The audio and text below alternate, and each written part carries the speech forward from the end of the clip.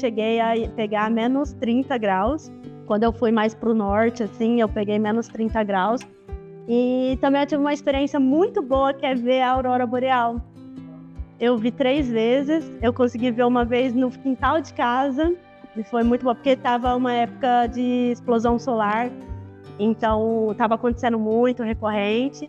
E isso, assim, para mim foi uma das melhores experiências do meu intercâmbio, sem dúvida, assim, foi muito, muito boa. É magnífico, é maravilhoso.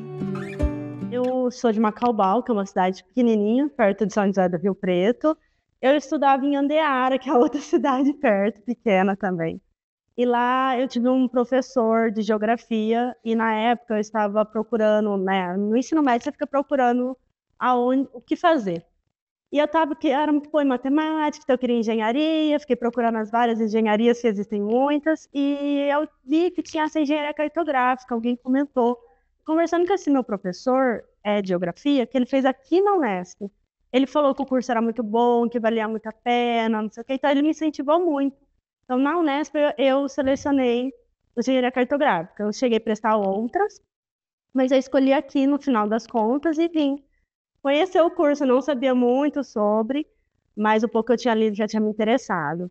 E aí eu comecei o curso, comecei a trabalhar um pouco nessa parte de pesquisa, com bolsas de iniciação científica que a gente tem, né? Que a gente fala IC. E em 2016 eu comecei a bolsa de iniciação científica com o professor Tomazelli. Então, já tive um contato um pouco maior com a pesquisa, o que me incentivou a prestar o mestrado também aqui. E aí eu fiz o mestrado aqui em Ciências Cartográficas, também trabalhando com o professor Tomazelli, e continuei com o doutorado. E aí eu terminei agora o doutorado, estava buscando oportunidades e consegui agora essa vaga de pós-doutorado na Embrapa de Campinas. Então, que é o que eu vou agora, da próxima etapa. Na sua família, você é a primeira doutora? Sim. Sim, a minha família, posso dizer assim, minha mãe e meu pai são formados, mas tudo na graduação apenas, né? Só ensino superior completo. Mas pós-graduação, no sentido de mestrado, doutorado, eu sou a primeira na minha família, tanto em parentes até, tipo tios, tias, né? De segundo grau, terceiro grau, eu sou a primeira. Eu lembro, quando eu era criança, de um momento eu falasse que seria muito interessante eu fazer um doutorado. Só que nunca aquilo ficou na minha ideia, tipo, é um objetivo fazer um doutorado e tal. Isso foi construído dentro da minha formação mesmo acadêmica aqui, porque eu não sabia nem como era ter acesso, mas estando aqui na Unesp, como tem um curso de pós-graduação, você fica familiarizado você tem contato com as pessoas da pós-graduação, você entende como é o processo, o que é legal, então você vai pegando essas experiências e você vai. Aí eu fui, tipo assim, pegando gosto, fui entendendo, fui querendo partir para isso. Eu tive a oportunidade de fazer esse intercâmbio durante o meu doutorado, porque aqui a Unesp ela tinha um convênio com o CAPES Print, então a CAPES ela disponibilizava algumas oportunidades de você fazer o doutorado de sanduíche, que era passar um ano em algum país que tivesse, as instituições estivessem relacionadas, né? Então, dentre as instituições na época, que eu tinha uma lista, eu procurei qual melhor se adequava à minha linha de pesquisa ali. E no caso da Finlândia, a gente encontrou que, sabia, né? Tinha um cara lá que ele praticamente foi o pioneiro no desenvolvimento de mapeamentos móveis com mochila. Ele foi uma das, né, tem muito artigo, ele é especialista nessa coisa de usando laser, no caso. Bem especificamente usando laser. Porque o mapeamento móvel com mochila tinha com câmera e tal. Mas com laser ele foi uma das primeiras pessoas, assim, a desenvolver. Então, foi uma escolha nesse sentido e então alinhava bem com o que eu estava estudando. Aí eu fui fazer um ano lá e foi muito enriquecedor, assim, de tanto pessoal quanto profissional. Eu aprendi muito lá com o grupo de pesquisa. Como pessoa também foi uma oportunidade muito boa, pessoal, crescimento pessoal, no sentido de viver em outro país, você entender outras realidades, parar com dificuldades que você não teria, você tem que se adaptar em relação à língua, ninguém fala a sua língua. Ainda que eu tive a sorte que lá na Finlândia a gente tem pessoas que estudou aqui que estão trabalhando lá. Então isso me ajudou bastante, ter contato com essas pessoas lá. Passou muito frio? muito frio lá, nossa, mas assim, dentro das casas você fica quente, isso é muito bom, então é muito preparado pro frio, não é igual pro dente que a gente passa frio dentro de casa. Então, durante o mestrado, eu trabalhei junto com uma menina que estava, a Mariana Batista Campos, que era do doutorado, e ela desenvolveu uma mochila também para mapeamento mais de floresta. Só que no caso dela, ela usou câmera. E aí, aqui, quando a gente estava trabalhando no mestrado com ela e tal, eu estava conversando com um professor que eu já queria prestar o doutorado e precisava de um projeto, e a gente foi discutindo. Visto que eles já estavam querendo desenvolver um projeto voltado para a agricultura, aqui um projeto temático, então a gente alinhou o meu projeto, que eu já queria trabalhar com o sistema de varredura laser, que é um outro sensor, e aí a gente teve a ideia, tá, então por que a gente não pega a mochila que ela desenvolveu para a câmera e aplicar o sistema de varredura laser?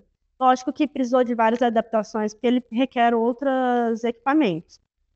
Então, a gente pensou nisso, aplicando para a agricultura, porque era o projeto temático que a gente estava desenvolvendo. O uso de sistema de varredura laser, né, na agricultura não é tão estabelecido ainda, porque o sistema de varredura laser costuma ser um pouco mais caro, a implementação. Só que hoje, com o desenvolvimento de outros sensores, transformou o sistema um pouco mais, como dizer assim, a gente não pode dizer baixo custo, né? Ele é mais acessível e mais compacto, então você consegue colocar nos equipamentos de agrícola para fazer mapeamento. Então, hoje é mais fácil desenvolver essas técnicas. Só que para eu usar o sistema de varredura laser, tem que ter uma técnica para processar esses dados. Não é assim igual a câmera, que eu pego a imagem, trato de uma forma.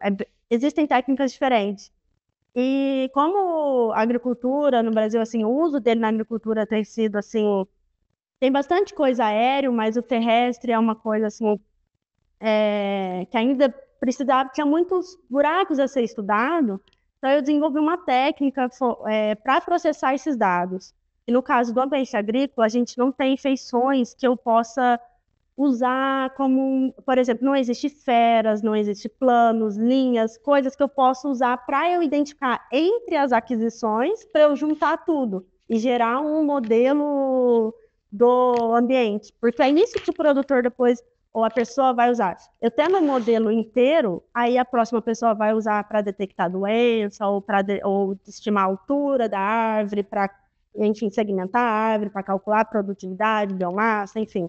Mas até chegar nesse produto, a minha técnica faz isso, desenvolve para eu pegar os dados brutos do sistema de varredura laser e gerar esse produto para outra pessoa poder tirar as estimativas que é de interesse para a agricultura, para o produtor agrícola.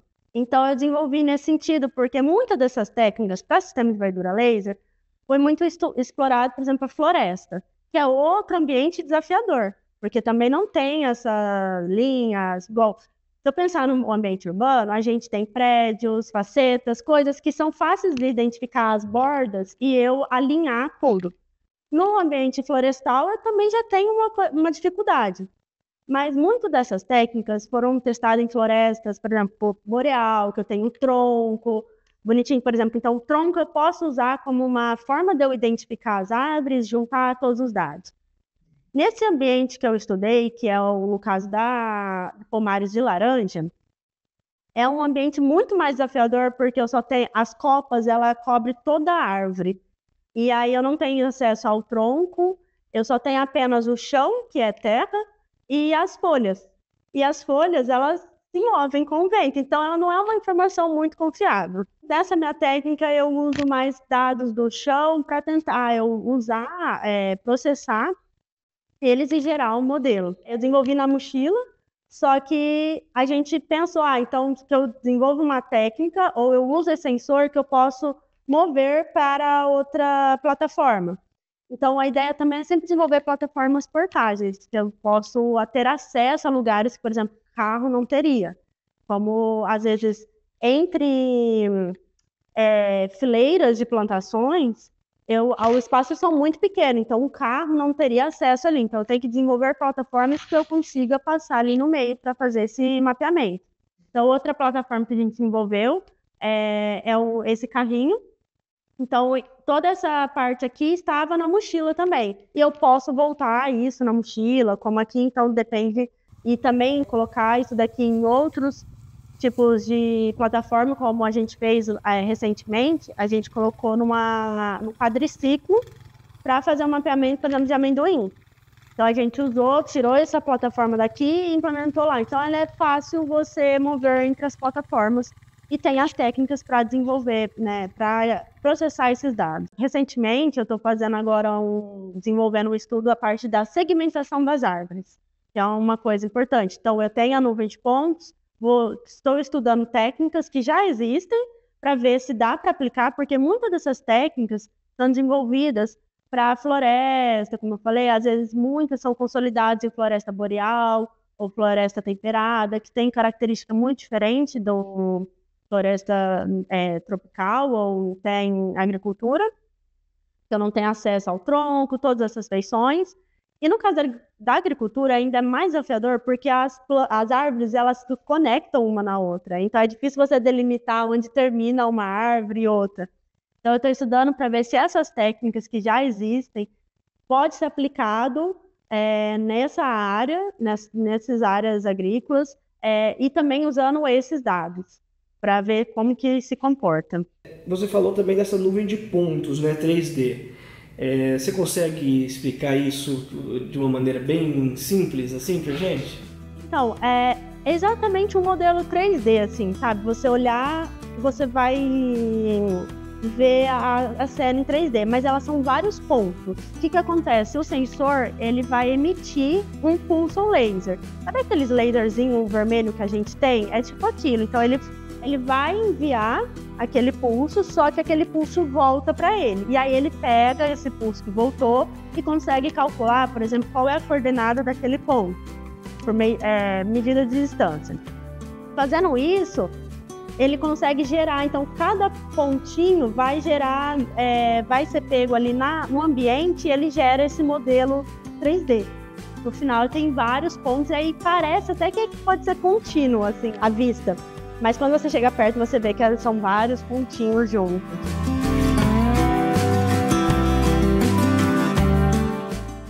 Eu queria que você voltasse a falar um pouquinho sobre como tudo isso que você me explicou contribui para o desenvolvimento da agricultura, para o agricultor. Dentro da agricultura também existe uma infinidade de aplicação. Eu posso usar um sensor para detectar uma doença.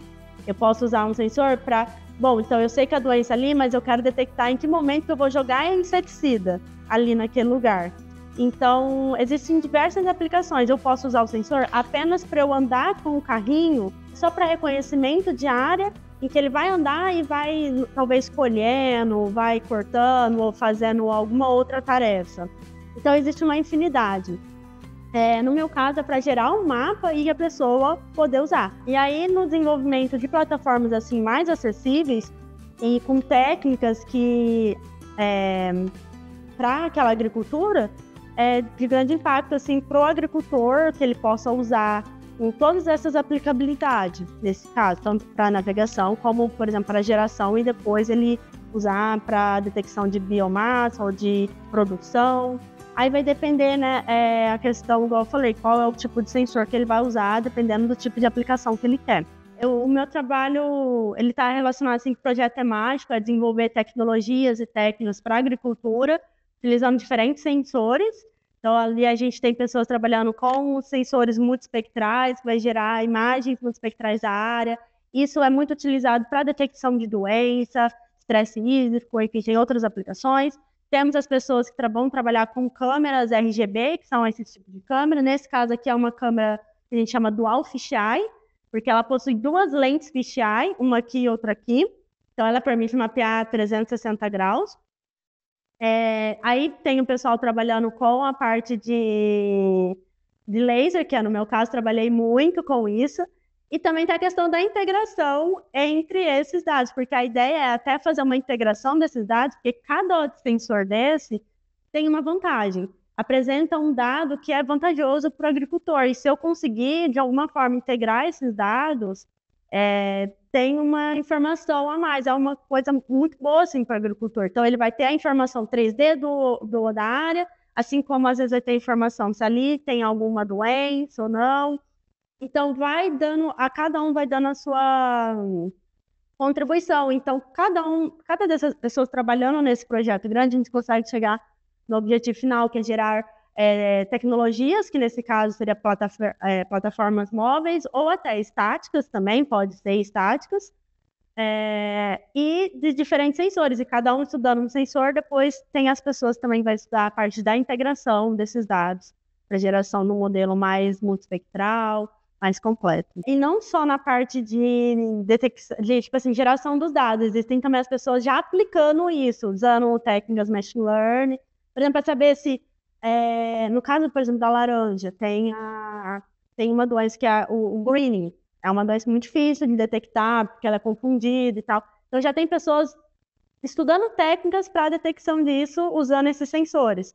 Então tá tudo ligado. Então não é só o desenvolvimento de tecnologias, mas também técnicas, e ver a aplicação de técnicas já existentes também, porque às vezes a gente não precisa ficar inventando tudo. Está ali, mas também não foi aplicada ali naquele contexto. Então, é feito um estudo de viabilidade do uso dessas técnicas já existentes. Com o desenvolvimento disso tudo, a gente tem facilitado, talvez, um pouco mais o acesso. Eu sei que, igual a alguns sensores que eu falei, preços, ainda é difícil de ter acesso. Mas, às vezes, por exemplo, uma câmera já ajuda o agricultor em alguma coisa, um pequeno agricultor, ou uma imagem de satélite. Só que a gente tem que mostrar essas alternativas também para eles, porque a pessoa que está, às vezes, lá fazendo agricultura familiar, ela nem sabe que existem tantas tecnologias para ela monitorar a plantação dela.